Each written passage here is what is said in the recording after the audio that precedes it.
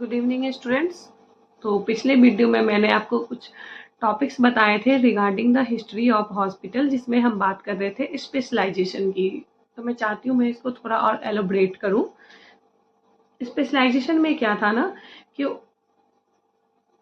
In the middle age, जब हम modern medicine, जब मॉडर्न बर्थ हो चुका था, मतलब मॉडर्न मेडिसिन का जन्म हो चुका था, तभी हमारे पास स्पेशलाइजेशन आने लगे थे। बट कुछ ही चीज़ों के आए थे, जिसमें हमारा पहला था dermatology means skin care, second is ophthal था आंखों के लिए, एंड थर्ड इज ईएनटी था। ENT means E for ear, N for nose and T for throat. मतलब कान के, नाक के एंड थ्रोट के डॉक्टर उस टाइम तक स्पेशलाइजेशन में क्लिनिक में आने लगे थे। तो तीन चीज़ों के आए थे, skin, eyes and ENT. ENT means ear, nose and throat. Now आगे हम कंटिन्यू करते हैं। अब हम बात करेंगे बिल्कुल 20 एंड 21st सेंचुरी, जिसमें हम अभी सर्वाइव कर रहे हैं। करंट सिनेरियोज ऑफ हॉस्पिटल्स हम बात करेंगे।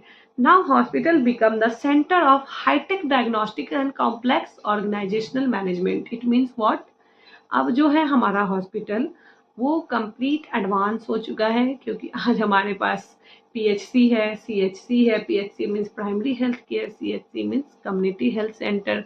उसके बाद हमारे पास डिस्ट्रिक्ट हॉस्पिटल है डिस्ट्रिक्ट लेवल के लिए, स्टेट हॉस्पिटल है स्टेट लेवल के लिए। इसके आगे हम रेफर होते हैं तो हमारे पास नेशनल हॉस्पिटल भी है। तो हमारे पास एक जो ट्रीटमेंट का दायरा है वो बिल्कुल ग्राउंड रूट से लेकर बिल्कुल रूफ तक है।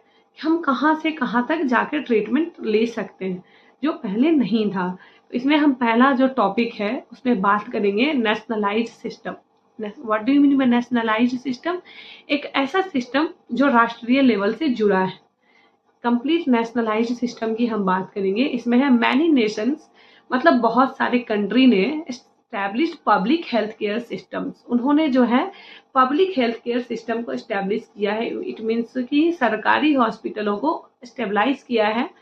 Most notably Britain National Health Service NHS in 1948, जिसमें जो सबसे पहला है और सबसे ज़्यादा ऑनरेबल हॉस्पिटल है वो नेशनल हेल्थ सर्विस एनएचएस कब है? 1948 में। तो second is modernisation. What do you mean by modernisation? अभी मैंने आपको बताया कि हमारे पास मॉडर्न हॉस्पिटल आ चुके हैं, जिसमें मॉडर्न हॉस्पिटल को हम बिल्कुल शॉर्ट में अगर समझें तो modern hospital is a hospital where we can get all the services under one roof. Means what, एक ऐसा हॉस्पिटल जहाँ पे हम बहुत सारी चीज़ों की ट्रीटमेंट एक ही छत के नीचे पा सकते हैं। तो मॉडर्नाइजेशन में क्या है? World Wars accelerated trauma care. मतलब क्या है, हमारे हॉस्पिटल में इमरजेंसी है, ट्रॉमा केयर मीन्स इमरजेंसी।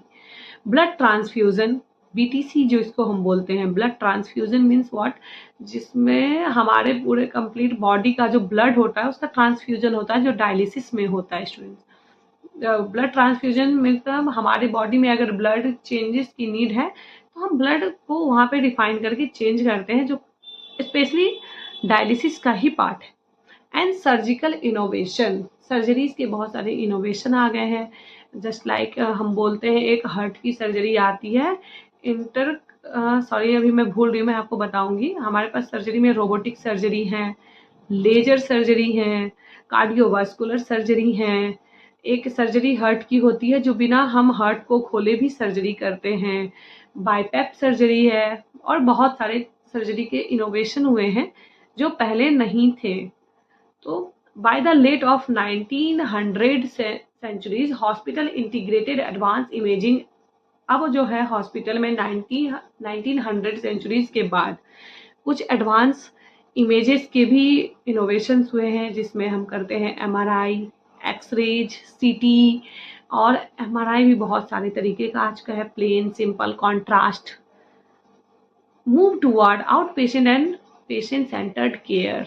ये जो हमारे हॉस्पिटल का इनोवेशन हुआ है ये स्पेशली सारे पेशेंट के लिए हुआ, वो ऐसे पेशेंट जिनका हम सही तरीके से ट्रीटमेंट कर सके। करंट स्टेट 2026, बिल्कुल हम अभी की बात करेंगे स्टूडेंट, नॉट 24-25, 2026 में है, 2026 की ही बातें करेंगे। अभी हमारे हॉस्पिटल का करंट स्टेट क्या कहता है? Hospitals are increasingly focused on efficiency metrics, digital health records, and bedless ambulatory models while managing rising operational cost.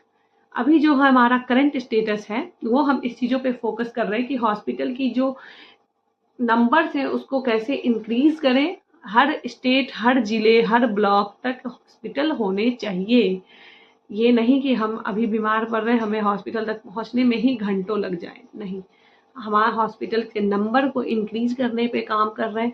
Focused on efficiency matrix, digital health records. Digital health records क्यों? ताकि आपका जितना भी treatment होता है, बाय मिस्टेक आप paper भूल जाते हैं, खो जाता है, फट जाता है, किसी कारण गुम जाता है, कुछ भी होता है, तो हमारे पास एक कंप्लीटली डिजिटल रिकॉर्ड्स हमारे सिस्टम पे होना चाहिए, जिसमें आपके यूएचआईडी नंबर से हम उसको कभी भी निकाल कर आपका फर्दर ट्रीटमेंट कर सकते हैं।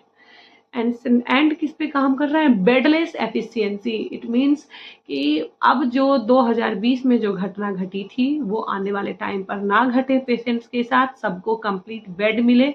दैट्स वाई मैनेजमेंट को लाया गया है। बीएचएम का मतलब ही यही है, एमएचए का मतलब ही यही है। हॉस्पिटल में मैनेजमेंट का नीड इसलिए है ताकि जो 2020 में हमारे वर्ल्ड को फेस करना पड़ा था वो आने वाले टाइम पर फेस ना करना पड़े।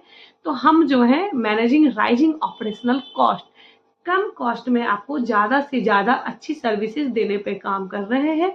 तो 2026 का current scenario of the hospitals यही है। Thank you so much student. अब हम अगले टॉपिक में बात करेंगे क्लासिफिकेशन ऑफ हॉस्पिटल्स की।